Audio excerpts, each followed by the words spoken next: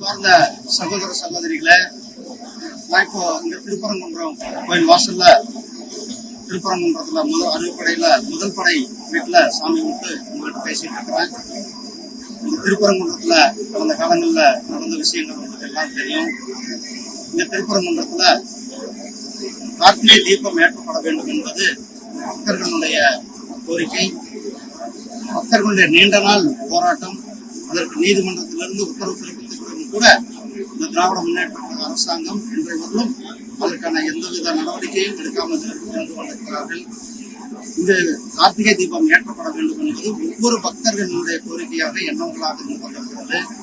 அதை வலியுறுத்தும் விதமாக 23ஆம் தேதி நாளை நம்மளுடைய ஒவ்வொருவர்களுடைய வீடுகளிலும் கூட, நம்முடைய தெருக்கள்ல, நம்முடைய கோயில்களுடைய வாசல்ல, கோயில்கள்ல நாம் அனைவரும் விளக்கேற்றி வைத்து கந்தசஷ்டி கவசத்தை பாடுவோம்.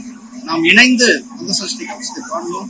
சகோதரர்கள், முருக பக்தர்கள், உலகம் முழுவதும் இருக்கிற முருக பக்தர்கள் நாம் அனைவரும் எப்படி கந்தசஷ்டி கவசத்தை கருப்பர்கள் கூட்டம் அவமதித்தார்களோ, அந்த நேரத்துல நாம் அனைவரும் கொரோனா நேரத்திலும் கூட வீட்டிலே இருந்து நாம் வேல் பூஜை நடத்தினோம்.